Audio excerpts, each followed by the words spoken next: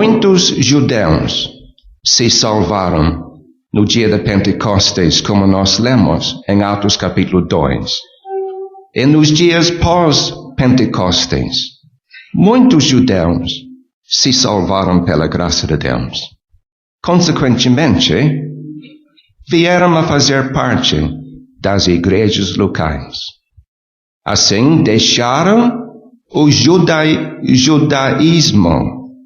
Judaísmo quer dizer aquela religião dos judeus, que tinha a ver com o templo, o ritual de sacrifícios, aquelas observações e cerimônias lá no templo em Jerusalém.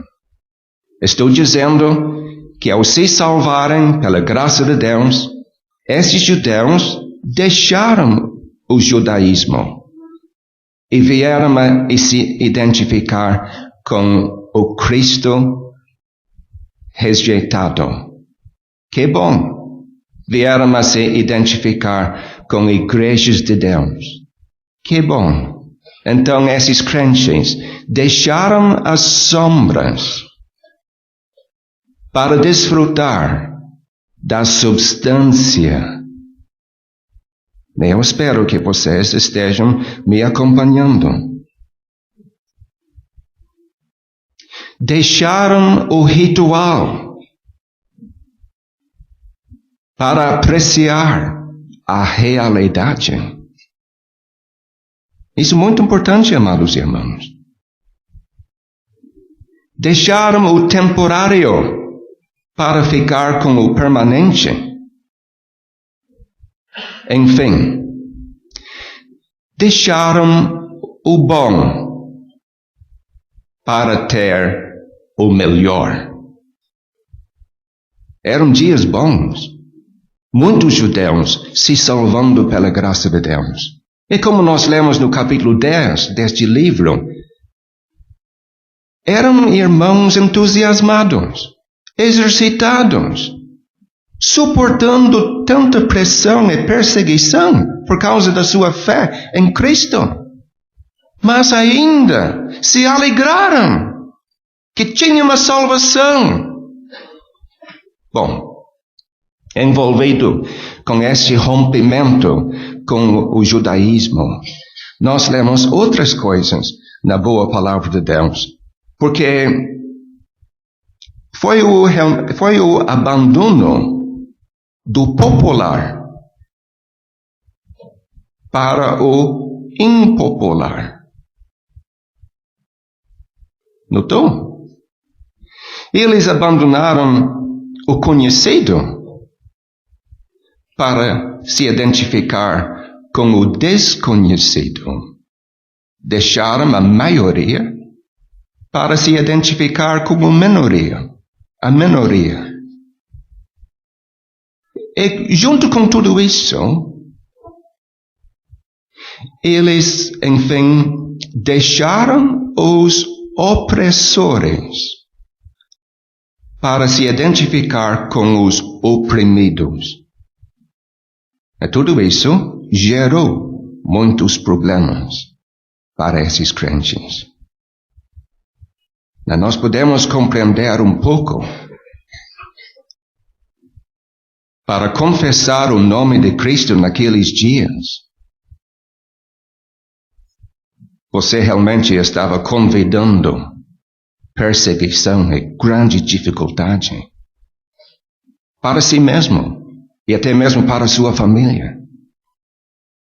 Então esses crentes suportaram tudo isso por um certo tempo, mas com o decorrer do tempo, alguns crentes começaram a cansar. E não tendo aquele pleno conhecimento daquilo que eles tinham em Cristo, chegaram ao ponto de olhar para trás. Olha, seria bom voltar para o judaísmo.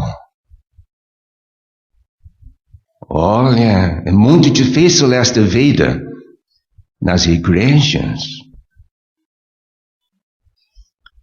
Vamos voltar para evitar a perseguição, o vitupério. Mas essa carta chegou na hora certa para conservar esses crentes. Não era para olhar pela vista, tinham de olhar pela fé, andar pela fé. E assim, amados irmãos, esta carta veio para fortalecer esses judeus confessando a salvação e estavam em perigo de voltar para trás, para aquela antiga religião, judaísmo. Eu espero que todos tenham entendido o que eu acabei de dizer. Essa carta, então, apresenta a pessoa de Cristo. E o autor, desconhecido, ele fala bem da pessoa do Senhor Jesus Cristo. Vocês não sofreram nada de prejuízo ao se identificar com Cristo, ao fazer parte de uma igreja local. Vocês têm riquezas incalculáveis em Cristo. E assim o autor, ele expõe aqui nesta carta as glórias do Senhor Jesus Cristo, as suas perfeições. E como o Salvador excede, ultrapassa, supera, por exemplo, os profetas. Como os judeus apreciavam os seus profetas do Antigo Testamento, Isaías, Jeremias, Daniel, etc., etc. Mas o Salvador excede até os profetas. Moisés também. Ele é maior do que Moisés. Maior do que os anjos. Maior do que Josué. Maior do que Arão. É todo aquele sistema levítico de sacrifícios. Salvador é melhor do que o santuário material. Melhor do que todo aquele sistema de sacrifícios. O Salvador é o antítipo de todos aqueles sacrifícios. Vocês não perderam nada. E assim o autor, ele fala bem do Senhor Jesus Cristo, mostrando as riquezas que esses crentes têm. Vocês precisam ficar onde estão. E não dá para recuar. Vocês não devem voltar para trás. Intercaladas nestes 13 capítulos de Hebreus, nós temos 5 passagens especiais. São advertências severas. Eu vou citar onde estão essas 5 passagens aqui em Hebreus. Capítulo 2, versículos 1 a 4. Capítulo 3, versículo 7 até capítulo 4, versículo 13. A terceira passagem, capítulo 5, versículo 11 até capítulo 6, versículo 20. A quarta passagem, capítulo 10, versículo 26 a 39. E a quinta, capítulo 12, versículos 15 a 29. São passagens distintas, advertências, como eu disse, são parênteses. Isso quer dizer, se nós retirássemos de Hebreus essas 5 passagens,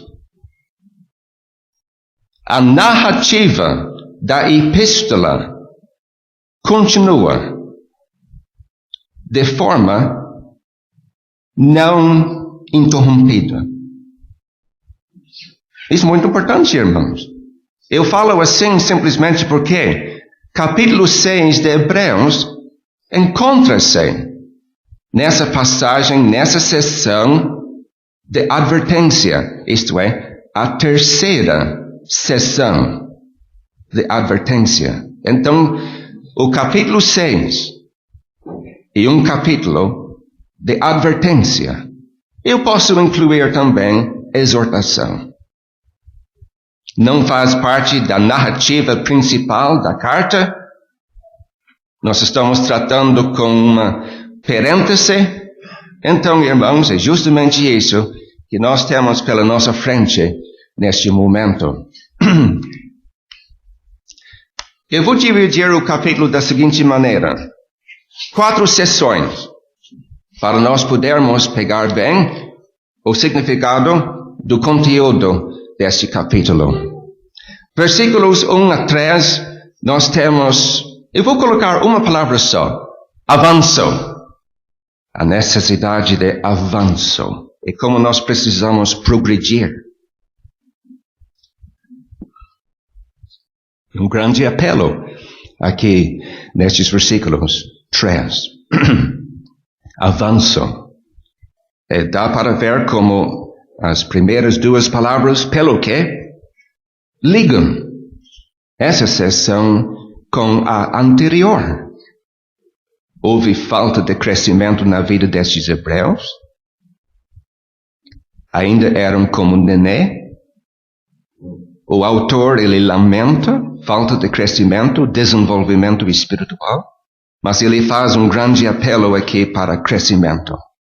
Avanço espiritual. Em seguida, nós temos essa sessão que tem dificuldades para muitos. Versículos 4 a 8. Apostasia. E nós vamos examinar essa passagem para nós compreendermos o que está escrito aqui. Versículo 9 até versículo 12, nós temos uma passagem que tem a ver com ânimo. O autor transmite ânimo para os seus leitores, os leitores originais desta carta. E vamos aproveitar esse ânimo aqui para nós hoje. Na parte final, versículos 13 a 20, nós temos, eu gostaria de chamar essa sessão a severança. A severança. O autor, com grande confiança, ele está, em outras palavras, dizendo para os leitores originais: olha, vocês têm que confiar na palavra de Deus. A palavra de Deus é digna da sua confiança. A severança. Então, irmãos, diante de nós temos essas 4 sessões neste capítulo.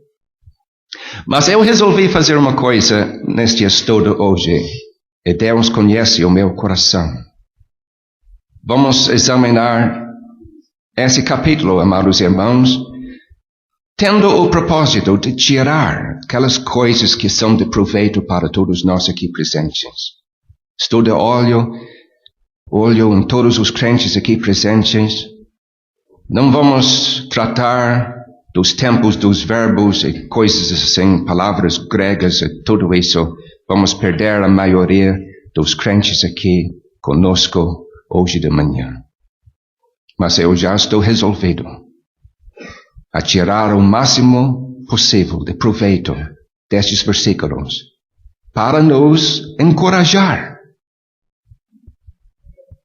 para avançar nas coisas de Deus, para progredir espiritualmente. Então, irmãos, eu acho que eu já tenho dito o suficiente para nós aqui quanto à introdução. Capítulos 1 a 10 nós temos ensino, capítulos 11 a 13 temos exortação de modo geral. Capítulos 1 a 10 nós temos doutrina, capítulos 11 a 13, dever. Certamente os irmãos pensativos já observam o fato que o autor usa o estilo do apóstolo Paulo nesta carta. Doutrina primeiro, dever em seguida.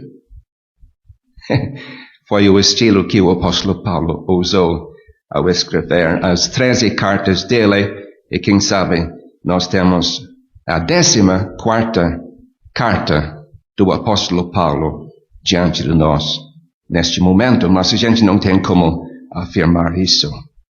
Então, irmãos, eu peço primeiro para os seus comentários gerais sobre a carta aos Hebreus, e quem sabe pensamentos sobre o capítulo 6, e depois nós vamos entrar em mais detalhes.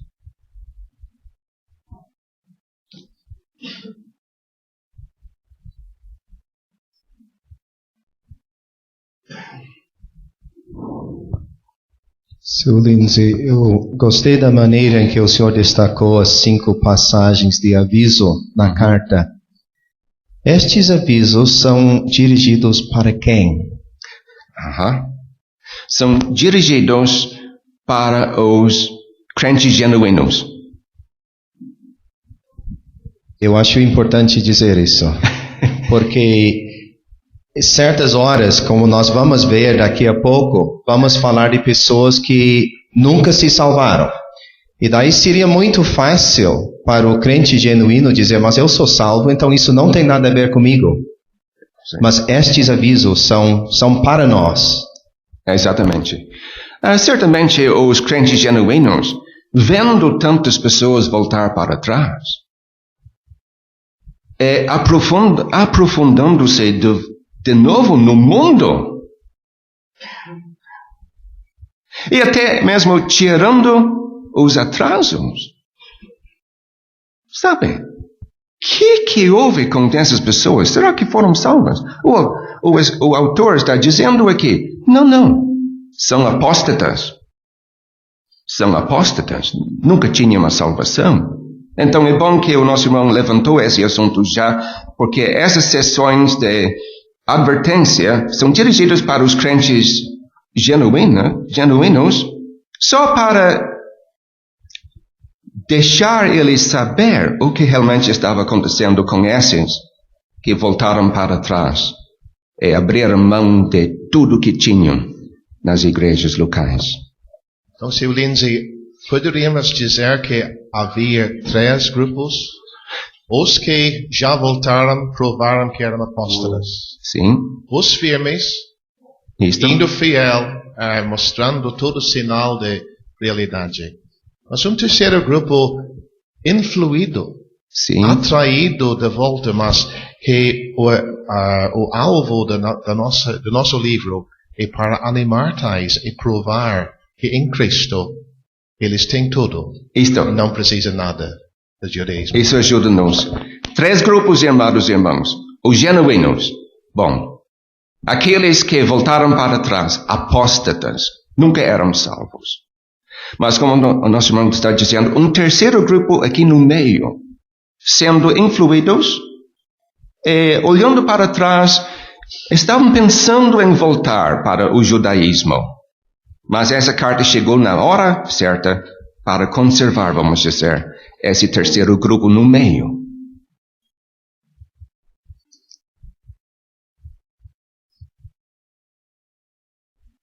Então, irmãos, avanço. É a primeira sessão que nós temos pela nossa frente, versículos 1 a 3.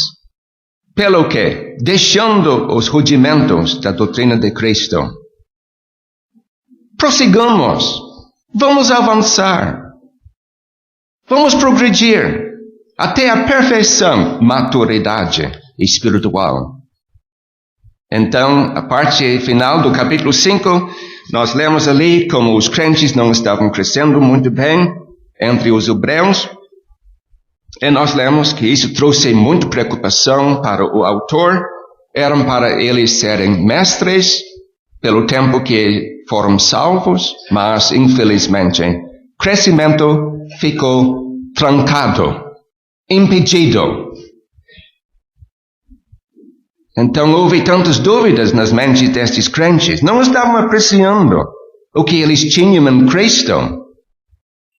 E deixaram essas dúvidas dominar na sua vida impedindo o crescimento espiritual.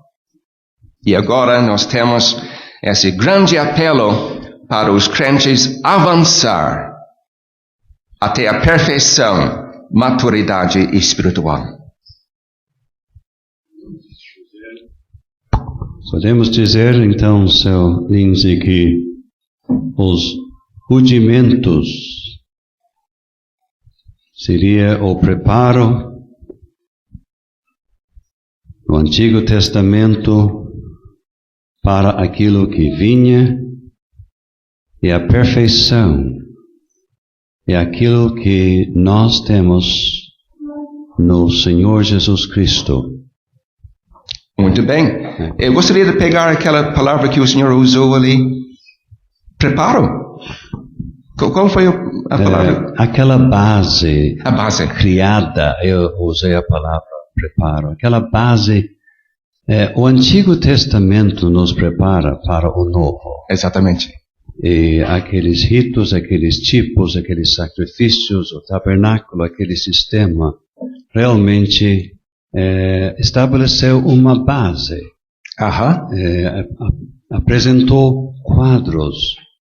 A palavra que às vezes usamos é tipos, exemplos, prevendo o dia de ver a perfeição, o cumprimento pleno em Cristo. Então nós temos aqui a base servindo, mas ficando para trás para o povo de Deus encontrar e ficarem satisfeitos com a porção que temos em Cristo. Muito bem. Então, rudimentos quer dizer os princípios elementares da doutrina de Cristo, da doutrina proveniente de Cristo, pertencente a Cristo, a doutrina oriunda de Cristo, a doutrina acerca de Cristo.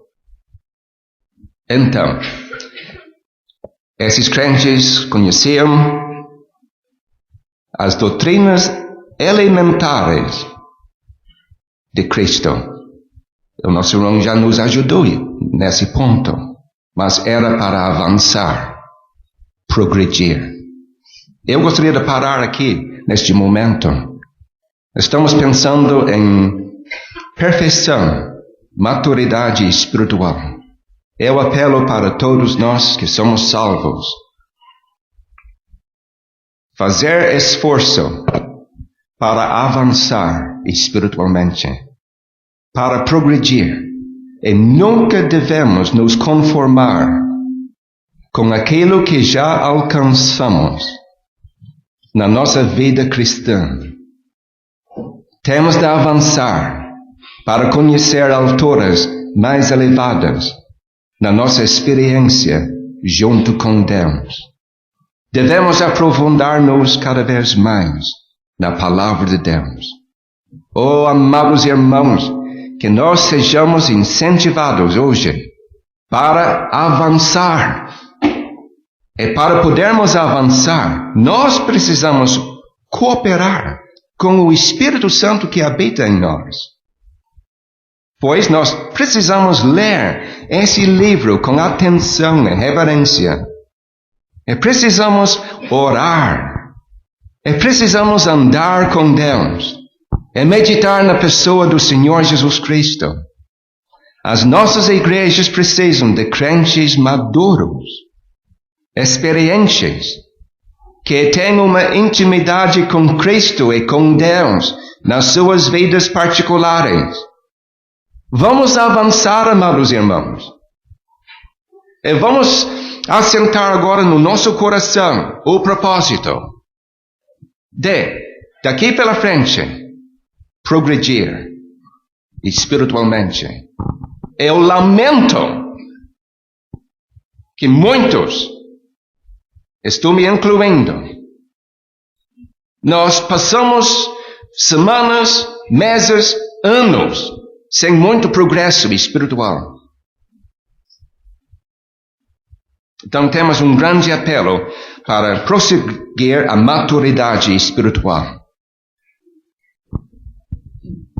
Seu Lindsay, o escritor aqui diz, deixando os rudimentos da doutrina para prosseguir em crescimento. O apóstolo Pedro, na primeira carta, capítulo 2, ele também falou de crescimento. E lá ele diz, deixando toda a malícia, engano e fingimentos. Mas qual a diferença do deixar de 1 Pedro 2 e aqui? Tem uma diferença, a palavra é igual. Aqui, nesta passagem, nós temos de deixar o bom para apreciar e desfrutar o melhor. Em 1 Pedro capítulo 2, nós temos de deixar o ruim, aquilo que não presta, para desfrutar a palavra de Deus. Então, eu não tinha pensado nessa comparação, seu Roberto, mas é muito bom. Sim? Então, estes crentes, seu Lindsay, deixaram o templo, viram as obras, as cerimônias como obras mortas, verdadeiramente se arrependeram daquilo, viram que isto não era necessário. Mas para voltar para lá, estariam lançando de novo.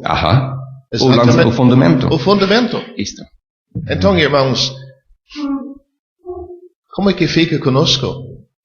Quando a gente ouve de um crente com, quem sabe, 20 anos de anos salvos, e parece que nunca avançou quanto a o que era a salvação, o que era o arrependimento, o que temos em Cristo, não estamos avançando. Não. Isto que é para lamentar. Antes de abordar essas 6 doutrinas, eu quero chamar a sua atenção para aquilo que está escrito em capítulo 5, versículo 12. Nós observamos ali a frase, os primeiros rudimentos das palavras de Deus. Está vendo? Os primeiros rudimentos das palavras de Deus. E aqui nós temos uma expressão bem semelhante. Os rudimentos da doutrina de Cristo. Basicamente, significa a mesma coisa. Mas, na primeira expressão, ele usa as palavras de Deus. Na segunda expressão, a doutrina de Cristo. Então, o autor não tinha dificuldade em igualar a pessoa de Cristo a Deus. São iguais, amados irmãos. O Salvador é nada inferior a Deus. Ele é Deus. É só da passagem eu chamo a sua atenção para aquilo. Então, nós temos o fato que não devemos lançar de novo o fundamento. O fundamento é a mesma coisa como os rudimentos. Coisas básicas. Alimentares. Ensinos básicos. E temos, vamos dizer, 6 exemplos. Seu James. Então essa frase, não lançando de novo o fundamento, quem sabe nos ajuda a entender o significado da palavra deixar. Não é que nós vamos abandonar essas coisas, mas queremos construir em cima, vamos dizer. Isto. Então, o construtor, quando ele está construindo, primeiramente ele lança o alicerce, ele não vai abandonar, mas ele vai construir em cima, ele não vai voltar para trás para lançar um novo alicerce, ele vai construindo em cima. Muito bom. Eu acho que o Senhor já explicou muito bem para nós que o verbo deixar não quer dizer que temos de abandonar certas coisas como se que não tinham valor. Essas coisas tinham valor, essas 6 doutrinas tinham valor, mas faziam parte do alicerce. Então era para levantar as paredes, ao invés de ficar construindo ali no alicerce. Então, as 6 doutrinas são arrependimento de obras mortas, fé em Deus, pode ser um par, doutrina dos batismos ou lavagens, imposição das mãos, mais um par, ressurreição dos mortos e o juízo eterno. São 6 doutrinas básicas, elementares. Os crentes hebreus conheciam essas doutrinas muito bem. Mas vamos observar que tinham as suas raízes no judaísmo, no Antigo Testamento, arrependimento, e uma doutrina do Antigo Testamento. Convertei-vos, convertei-vos. E o mesmo sentido, a necessidade de arrependimento. Fé em Deus. Certamente logo nós pensamos em Abraão, aquele que tinha fé em Deus. O justo viverá de fé. Então, essas doutrinas não são exclusivamente neotestamentárias. Tinham as suas raízes no judaísmo. Mas agora, sendo salvos pela graça de Deus, era para esses crentes avançar para coisas mais profundas, ou quem sabe mais elevadas. Verdades, ensinos mais preciosos ainda.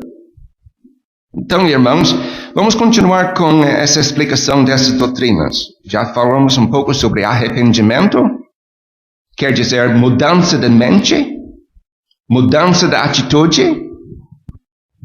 Fé em Deus, aquela confiança em Deus. Doutrina dos batismos.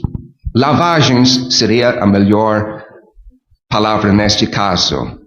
Em Marcos 2 vezes nós temos o verbo lavar. Em Hebreus capítulo 9 aqui nós temos uma palavra abluções. Então, quer dizer lavagens.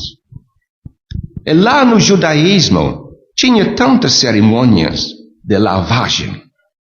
Sabem? A lavagem do sacerdote. A lavagem do leproso. A lavagem daquele que entrou em contato com um cadáver. Lavagens, lavagens, lavagens. E nós lemos em capítulo 9 até dos corpos lavados com água limpa. Capítulo 10, versículo 22. Deixe-me explicar. No dia de Pentecostes, quando o Evangelho começou a ser anunciado, como nós conhecemos o Evangelho, e muitas pessoas foram salvas, nunca devemos imaginar que houve um término abrupto com essas cerimônias de lavagens. Eu acredito, amados irmãos, que esses crentes hebreus continuaram com essas lavagens cerimoniais. Porque, como eu disse, houve um período de transição. Mas eu estou convencido que era uma coisa boa. Lavagens, tendo em vista a pureza pessoal de cada crente. Eu estou convencido que nós precisamos de ministério para promover santidade pessoal entre nós. Eu imagino que certas igrejas ficam paralisadas simplesmente porque há crentes lá, membros dessas igrejas, que estão se metendo em coisas impróprias, imundícias morais. Pode ser pelo internet. Não temos cerimônias de lavagem hoje, mas nós precisamos de um ministério que ia efetuar em nós um desejo de nos afastar cada vez mais da imundícia que há neste mundo. Mas eu tenho dito o que eu disse, mas vamos progredir. Imposição das mãos. Excelência, só ainda mencionando ainda sobre lavagem, podemos pensar em João 13, quando o Senhor Jesus lavou os pés dos discípulos, que é exatamente nesse sentido também, né? Muito bem. Vamos incluir isso também. Certamente, Sr. Luiz. Muito bem. Isso ajuda-nos muito.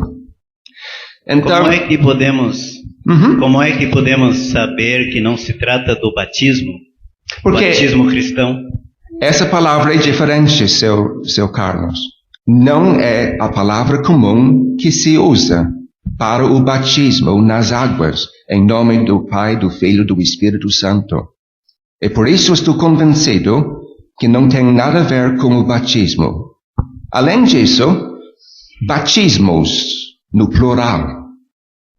O Senhor está pensando no nosso batismo como crentes, singular. Exatamente. Então, é diferente aqui. Imposição das mãos, nós lemos em Levítico, capítulo 1, do sacerdote, ele colocou, capítulo 1, o ofertante colocou as suas mãos sobre a cabeça do boi, por exemplo. Capítulo 16, sacerdote, ele colocou as suas mãos sobre o bode, um meio de identificação. Moisés colocou as suas mãos sobre Josué, imposição de mãos, um meio de se identificar. E certamente isso continuou, como nós lemos no livro dos Atos, capítulo 8, 2 vezes no capítulo 9. Capítulo 19 nós lemos das imposição das mãos. 2 Timóteo 2, versículo 6, 2 Timóteo 1, versículo 6, nós temos o fato que o apóstolo Paulo pôs as suas mãos sobre Timóteo. Uma forma de se identificar. Paulo dizia, eu estou ao lado de Timóteo. Estou aprovando. Estou me identificando com Timóteo no trabalho que ia fazer, dando seu apoio.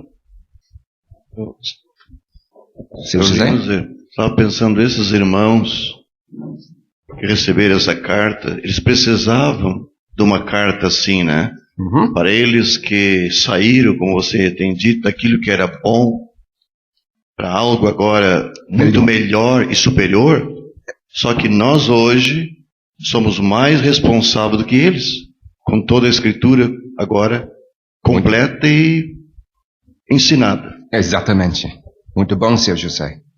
Não temos imposição de mãos hoje, mas nós temos o aperto de mão. Mesma coisa. Aperto de mão. Um aperto firme. Eu gosto de um aperto de mão firme, sabe? É algo pessoal. Eu não gosto de pegar o rabo de um peixe, sabe? Aquela mão que... Bom, nós temos aqui também a ressurreição dos mortos.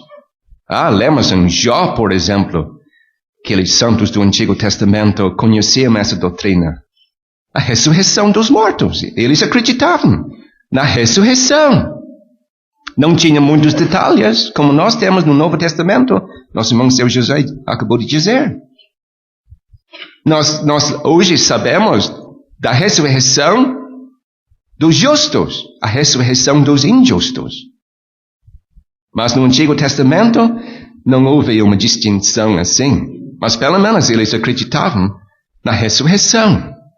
E também no juízo eterno, acreditamos firmemente, como esses crentes no primeiro século, no juízo eterno, o fogo do inferno, a condenação eterna do pecador.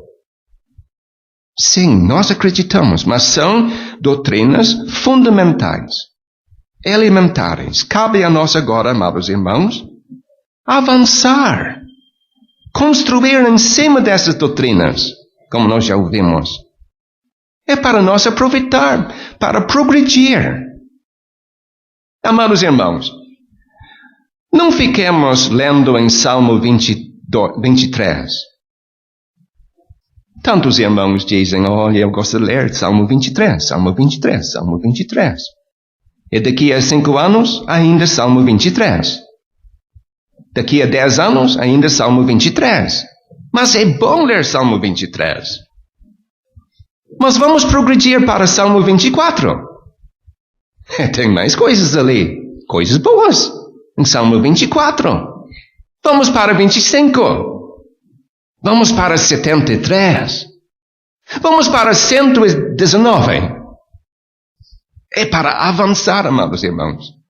Não fique com Salmo 23 como a sua leitura principal cada dia. Alguém gostaria de ampliar essas doutrinas elementares? Eu pediria para o senhor ampliar a colocação que o aperto de mão corresponde à imposição de mãos. Não seria possível ler 1 Timóteo 5:22, a ninguém imponhas precipitadamente as mãos, como a ninguém aperte a mão precipitadamente. E além disso, eu gostaria de esclarecer que ali em 2 Timóteo, capítulo 1, o Espírito Santo, aliás, o dom que Timóteo tinha foi recebido naquela hora, quando o apóstolo Paulo colocou as suas mãos em cima de Timóteo. Por meio de um mero aperto de mão, uma coisa assim não acontece hoje. Era só isso, obrigado. Certamente é diferente, mas vamos dizer, o pensamento, identificação, está por trás deste termo imposição de mãos. Uma pessoa identificando-se com outra pessoa. Então vamos dizer versículo 3, e isso faremos. Que bom que o autor está dizendo isso. Com firmeza, ele diz, e isso faremos.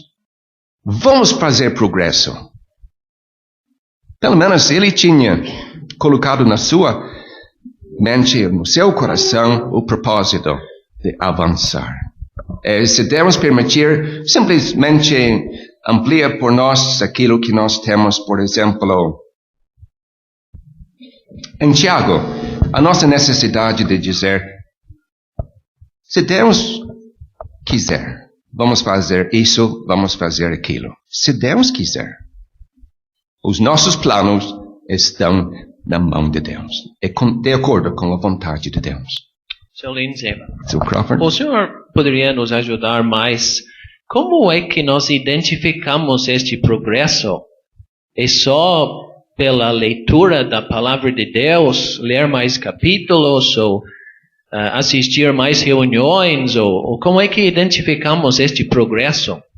No caso de um irmão, vamos ouvir o que ele tem a dizer no primeiro dia da semana, na hora da ceia do Senhor, levantando-se para conduzir a igreja para dentro da presença de Deus, a fim de adorar, lembrando-se do Senhor Jesus Cristo.